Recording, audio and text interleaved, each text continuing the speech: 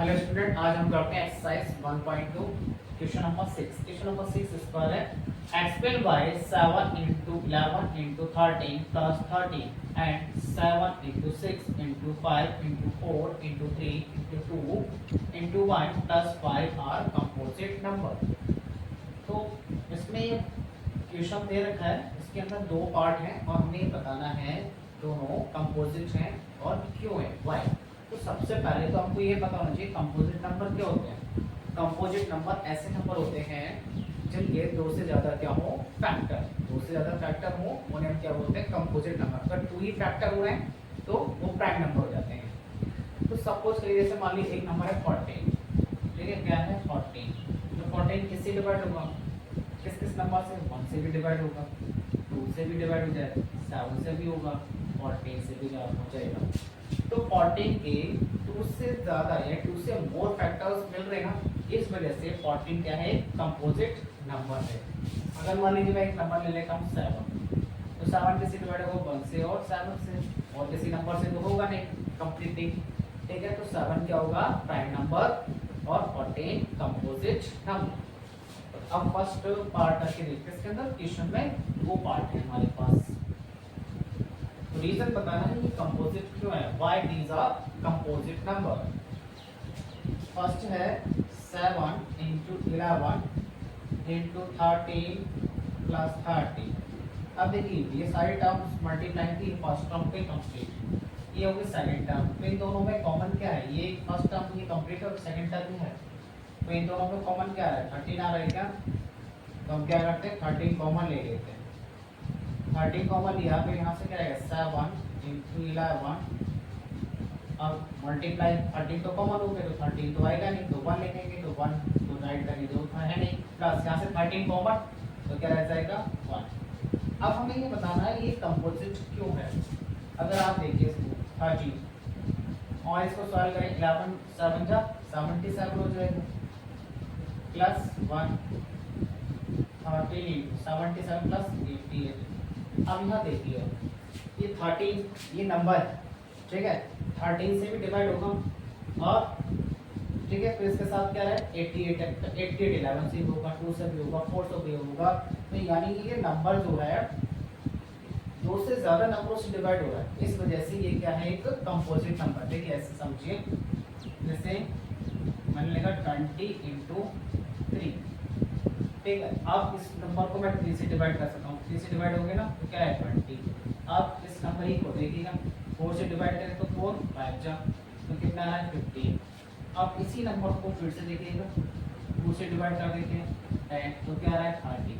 तो ये जो 20 into 3 नंबर है तो 3 से भी डिवाइड हो रहा है, 4 से भी हो रहा है, 2 से भी हो रहा है, 5 से करेंगे 5 से हो जाएगा, तो बहुत सारे नंबरों से डिवाइड हो रहा है। तो इसके बहुत सारे फैक्टर्स हो रहे हैं ना, तो इस वजह से ये 20 into 3 क्या है, एक कंपोजिट नंबर है। इसी तरह से यहाँ देखिए अगर इस नंबर को 30 से डिवाइड करें, 30 से 30 कैंसिल हो जाएगा ना, फिर अपॉन में अगर 2 मान लीजिए 2 से डिवाइड करें 88 में डिवाइड होगा, फिर 4 से डिवाइड करें तो भी 88 डिवाइड हो रहा है, 8 से डिवाइड करें तो भी 88 डिवाइड हो रहा है, फिर 11 से करें तो 11 से भी 88 डिवाइड हो रहा है। तो इस वजह से इस नंबर के दो से ज्यादा क्या हो रहा है, फैक्टर, इस वजह से ये नंबर क्या है, कंपोजिट है, ठीक है।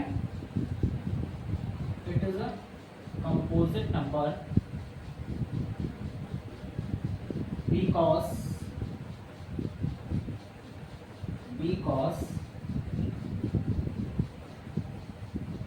it has more than 2 factors। इसी तरह सेकंड पार्ट है, सेकंड पार्ट भी इसी तरह से होगा, सेकंड पार्ट को भी देख लेते हैं, समझ में आएगा। तो पहले तो आपको कंपोजिट नंबर की डेफिनेशन यानी कि उसको डिफरेंस करना आना चाहिए, प्राइम और कंपोजिट, तभी आप इस क्वेश्चन को समझ सकते हैं। तो बेसिक्स क्लियर करिएगा। एक प्रीवियस वीडियो बनाई थी, इसमें इंट्रोडक्शन था, उसमें मैंने प्राइम कंपोजिट सारे नंबर बताए थे, को प्राइम, उसको एक बार देखिएगा, रिवाइज कर लीजिएगा। तो एक अब सेकंड पार्ट है 7 into 6 into 5 into 4 into 3 into 2 into 1 plus 5, second part है। अब ये कंप्लीट टर्म सारे टर्म्स मल्टीप्लाई है, ये सेकंड टर्म है, कॉमन क्या हो रहा है देखिए 5 आ रहा है, इसमें 5 आ रहा है, तो क्या कॉमन हो गया 5, 5 तो कॉमन ले, क्या रहेगा 7 इंटू 6, 5 तो कॉमन, क्या रहेगा 4 into 3 into 2 into 1 plus 5 common लेंगे तो क्या रह जाएगा 1। अब देखिएगा ये नंबर जो भी है 5 से डिवाइड हुआ, साथ में इनकी मल्टीप्लाई करें और इसको ऐड करोगे तो अगर नंबर से भी डिवाइड होगा और 1 से भी डिवाइड होगा तो 2 से ज्यादा फैक्टर्स मिल गए ना, तो इस वजह से ये क्या हो गया कंपोजिट नंबर हो गया। It is composite number because it has more than 2 factors, इसके 2 से ज्यादा क्या है फैक्टर है, इस वजह से ये दोनों भी क्या है कंपोजिट नंबर है। नेक्स्ट क्वेश्चन नंबर 7, क्वेश्चन 7 इसका है there is a circular path around sports field, Sonia takes 80 minutes to drive one round of a field while Ravi takes 12 minutes for the same. Suppose they both start at the same point and the same time and go in the same direction. After how many minutes will they meet again at the starting point? Question के अंदर एक circular field दे रखा है और दो person है, दोनों एक ही प्लेस से एक ही टाइम पर उस सर्कुलर पाथ का चक्कर लगा रहे हैं। तो जो रवि है वो 12 मिनट में एक कंप्लीट टाइम लगा देते हैं और सोनिया 80 मिनट में।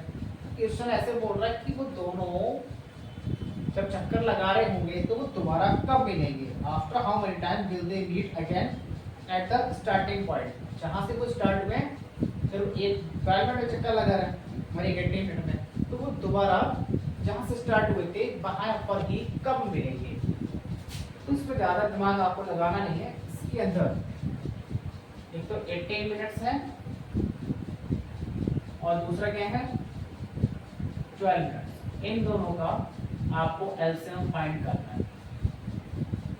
तो 18 का प्राइम फैक्टर कर लेते हैं, क्या आएगा 2 इंटू 3 इंटू 3 और 12 के 2 इंटू 2 इंटू 3, क्या फाइंड करना है एलसीएम। अब एलसीएम के लिए मैंने क्या बताया था, या तो आप जब मैथ जैसे 6-7 क्लास में पढ़ते उस तरह से कर लीजिए, ठीक है, या फिर इस तरीके से जैसे मैं बता रहा हूँ कोशिश करिए कि इस तरह से भी आप सीखें। तो इसमें क्या करना होता है, जैसे ये 2 इंटू 3 ले सकते हैं इसको, ऐसे ही 2 इंटू 3, जब एलसीएम राइट करना होता है तो सारे नंबर्स आने चाहिए, ठीक है, जैसे 2 है इसमें भी 2 है तो 2 तो आएगा, और जो नंबर आया उसकी हायर पावर होनी चाहिए, जैसे 2 दी पावर 1 है या 2 दी पावर 2 है तो क्या आएगा 2 दी पावर 2, 3 इसमें भी 3 इसमें भी है 3 आएगा। अगर मान लो दोनों में कॉमन है तो भी आता है एलसीएम में, तो अब 3 दी पावर 1 है 3 दी पावर 2 है तो हायर पावर देखनी है आपको कितनी होगी 2 इंटू 2 स्क्वायर ऑफ 2 कितना होता है 4 और 3 का स्क्वायर 9, तो क्या आया 36 और वो भी क्या मिनट। तो वो दोनों स्टार्टिंग पॉइंट पर कब मिलेंगे 30 मिनट्स के बाद मिलेंगे।